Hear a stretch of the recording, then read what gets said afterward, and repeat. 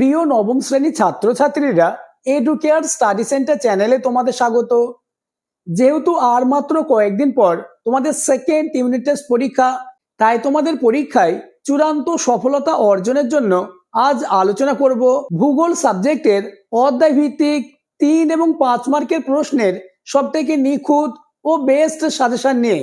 তাই ভূগোল সাবজেক্টে 40-এ 40 পেতে চাইলে এই ভিডিওটি তোমার কাছে ব্রহ্মাস্ত্র, কেননা আমি তোমাদের জন্য প্রতিটি অধ্যায় থেকে সবথেকে বাছাই করা অর্থাৎ এমন গোপন প্রশ্ন বলে দেব যে প্রশ্নগুলি থেকে তোমাদের স্কুলে কমন আসবেই।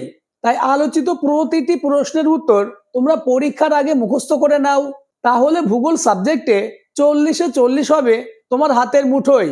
শুরু করছি আজকের আলোচনা। আর যারা এখনো আমার চ্যানেলটিকে সাবস্ক্রাইব করোনি, এক্ষুনি চ্যানেলটিকে সাবস্ক্রাইব করে দাও এবং ভিডিওটি তোমার বন্ধুদের মধ্যে শেয়ার করে দাও। নবম শ্রেণী সেকেন্ড ইউনিট টেস্ট ভূগোল সাজেশন 2026।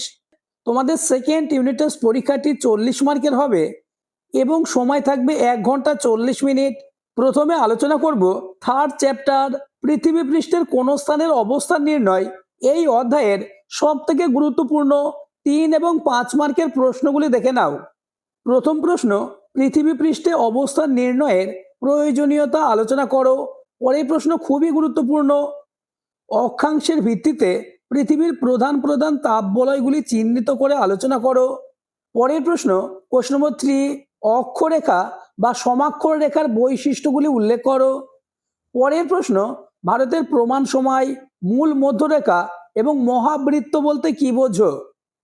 নেক্সট কোশ্চেন, আন্তর্জাতিক তারিখ রেখা বলতে কি বোঝো। আন্তর্জাতিক তারিখ রেখার প্রয়োজনীয়তা কি। নেক্সট কোশ্চেন নম্বর 6, প্রতিপাত স্থান বলতে কি বোঝো। প্রতিপাত স্থানের বৈশিষ্ট্যগুলি লেখো। নেক্সট কোশ্চেন নম্বর 7, আন্তর্জাতিক তারিখ রেখাকে মাঝে মাঝে বাঁকিয়ে দেওয়া হয়েছে কেন। পরের প্রশ্ন, পার্থক্য লেখো। অক্ষরেখা ও দ্রাঘিমা রেখা, স্থানীয় সময় ও প্রমাণ সময় এবং নিরক্ষরেখা ও মূল মধ্যরেখা। তোমাদের তৃতীয় অধ্যায় থেকে মাত্র 8টি প্রশ্ন দিয়েছি। এই 8টি প্রশ্ন থেকেই তোমাদের পরীক্ষায় কমন আসবেই।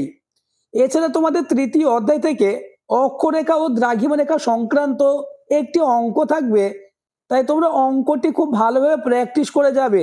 এবার আলোচনা করব চতুর্থ অধ্যায় অর্থাৎ ভূগাঠনিক প্রক্রিয়া এবং পৃথিবীর বিভিন্ন ভূমিরূপ। এই অধ্যায়ের 3 এবং 5 মার্কের প্রশ্নগুলি দেখে নাও।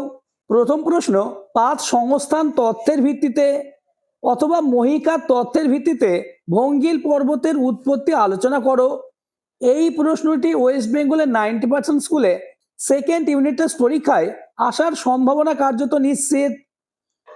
নেক্সট কোশ্চেন, প্রকৃতি ও সময়কারী অনুসারে আগ্নেয়গিরির শ্রেণীবিভাগ করো। যে প্রশ্নগুলির পাশে স্টার মার্ক দেওয়া রয়েছে সেই প্রশ্নগুলি সব থেকে গুরুত্বপূর্ণ, তাছাড়া প্রতিটি প্রশ্নই সমান গুরুত্বপূর্ণ। নেক্সট কোশ্চেন, পর্বত বেষ্টিত মালভূমি, লাভা মালভূমি ও ব্যবিচ্ছিন্ন মালভূমির উৎপত্তি ও বৈশিষ্ট্য আলোচনা করো। নেক্সট কোশ্চেন, কোশ্চেন নম্বর 4, মানব জীবনের উপর সমভূমির প্রভাব আলোচনা করো। পরের প্রশ্ন, ভঙ্গিল পর্বত, স্তূপ পর্বত এবং আগ্নেয় পর্বতের বৈশিষ্ট্য আলোচনা করো। নেক্সট, পার্থক্য লেখো। মহীভাবক আলোড়ন ও গিরিজনী আলোড়ন, পেডিমেন্ট ও বাজাদা, অবরোহণ ও আরোহণ প্রক্রিয়া। তবে এই 3টে পার্থক্যের মধ্যে মহীভাবক ও গিরিজনী আলোড়নের পার্থক্যটি আসার সম্ভাবনা কার্যত নিশ্চিত। নেক্সট কোশ্চেন, টিকা লেখো। ডেকান ট্রাপ এবং চিত্র সহ স্তূপ পর্বতের সৃষ্টির কারণ ব্যাখ্যা করো। নেক্সট কোশ্চেন নম্বর 8, কারণ ব্যাখ্যা করো। নবীন ভঙ্গিল পার্বত্য অঞ্চল ভূমিকম্প প্রবণ এবং স্তূপ পর্বতের পাশে গ্রস্ত উপত্যকা দেখা যায় কেন।